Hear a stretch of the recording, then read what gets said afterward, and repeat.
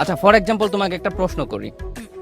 বিবাহিত জীবনে তুমি বিয়ে করেছো, হ্যাঁ, ফর এক্সাম্পল উদাহরণস্বরূপ বলছি, তুমি বিয়ে করেছো, তোমার হাজবেন্ড আছে তোমার পাশে, তোমার বাবা আছে, তোমার মা আছে, হ্যাঁ।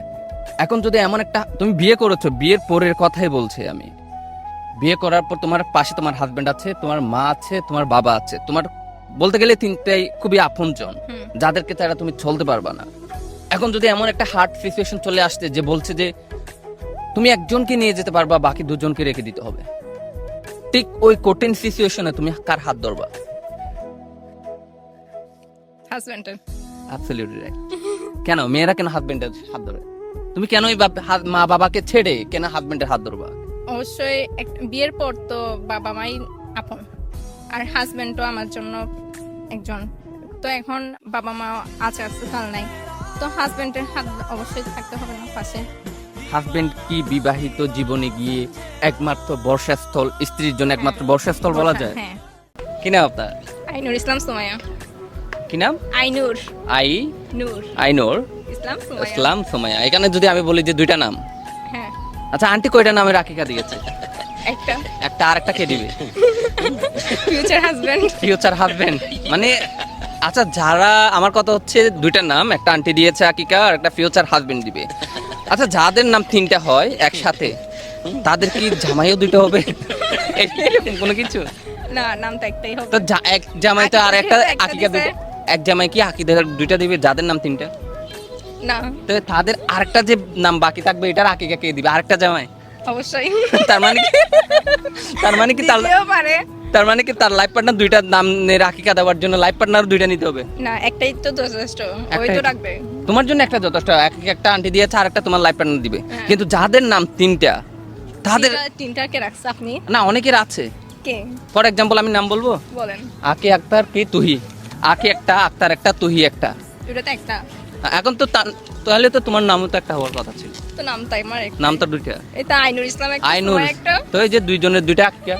এখন যাদের নাম তিনটা হয়ে যায়, মেয়েরা তো একাধিক নাম নেয়, এখন যাদের নাম তিনটা হয়ে যায়, তাদের আকিকে একটা মা বাবা দিল, একটা ফিউচার হাজবেন্ড দিবে, তাহলে তৃতীয়টা কে দিবে?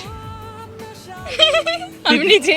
আপনি নিজে অন্যজনের আকিকা দিতে চলে যাবেন? হ্যাঁ, অবশ্যই। সে যদি আবার পছন্দ করে বলে আপনাকে, তখন কি করবেন? সে যদি আপনাকে উল্টা পছন্দ করে, আমার এই বউয়ের আকিকা আমি দিব না, ফিউচার বউ হিসেবে আমি তোমাকে চাই, তখন কি করবা? এটা কি সম্ভব? হ্যাঁ, সম্ভব হয়তো। এটা তো আমার পক্ষে সম্ভব না। তোমার পক্ষে সম্ভব না, অন্য কারোর পক্ষে কিন্তু সম্ভব হইতে পারে। তাই হয়তো সে দিবে। আচ্ছা, বাবাকে বটগাছ কেন বলা হয়? কারণ সব আবদার বাবার কাছেও করা যায়। এই জন্যই কি? হ্যাঁ, সবকিছু পূরণই তো বাবা করতেছে। সারাদিন কষ্ট হোক, আপনার সকালে যায় রাত্রে আসে, আমাদের জন্য তো কষ্ট করতেছে। তো এখন বাবা যদি আমাদের পাশে না দাঁড়ায়, তখন তো আমরা বাঁচতে পারবো না, আমাদের কষ্ট হয়ে যাবে। Absolutely right. এখন আমার কথা হচ্ছে, আপনি একজন মেয়ে, আপনার আম্মু অর্থাৎ আন্টি উনিও একজন মেয়ে। একজন মেয়ে হিসেবে আপনার এই প্রশ্নের উত্তর জানা উচিত। একজন মেয়ে যখন বাচ্চা প্রসব করে, তখন ওই মেয়ে বাচ্চা প্রসবের সময় একটা ব্যথা অনুভব করে, বলতে হবে ওই ব্যথাটা কত ডেল্টা।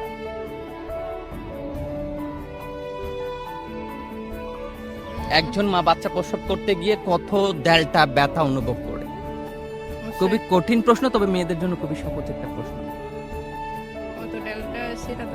মানে এই ব্যথা যখন আপনার একটা ছেলেকে, সুস্থ একটা ছেলেকে যখন তার শরীরে প্রয়োগ করা হবে, অনায়াসে তার 52 থেকে 72তে হাড় একে ভেঙে বেড়ে চুরমার হয়ে যাবে।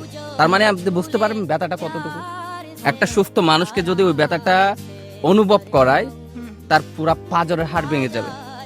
তাহলে এখন বলতে হবে কত ডেল্টা, পারবেন? আজকে একটু শিখে নিয়ে। পড়াশোনায় ট্যালেন্টেড আছেন নাকি হালকা পাতলা গাদা আছেন?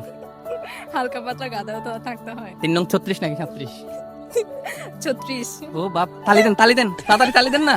আরে তালি দেন না, ভুলভাল উত্তর দিলে তালি দিতে হয়। ও মা, আপনি দেন, আপনি আসুন কেন? ভুলভাল উত্তরের জন্য তালি। আচ্ছা বলেন তো, 3 নং কত হয়? 3 নং 27। 3 নং 36 কেন হইলো? এর আগে 3 নং 36 কেন হইলো? জানি না তো। জানেন না? আসলেই তো গাদা। আসলেই গাদা? গাদা না, আপনি গাদি। আচ্ছা। বাংলাদেশে এমন একজন কন্টেন্ট ক্রিয়েটর আছে, ওই কন্টেন্ট ক্রিয়েটরের মা এবং বোন যখন পাশাপাশি দাঁড়াবে আপনি ডিসাইড করতে পারবেন না, ডিসাইড করতে একটু খুবই কষ্ট হবে কোনটা তার মা কোনটা তার বোন। তৈতাফ্রিতির মা বোন সেম। এটা কি শিওর? হ্যাঁ আপনি শিওর? হ্যাঁ। কেমনে?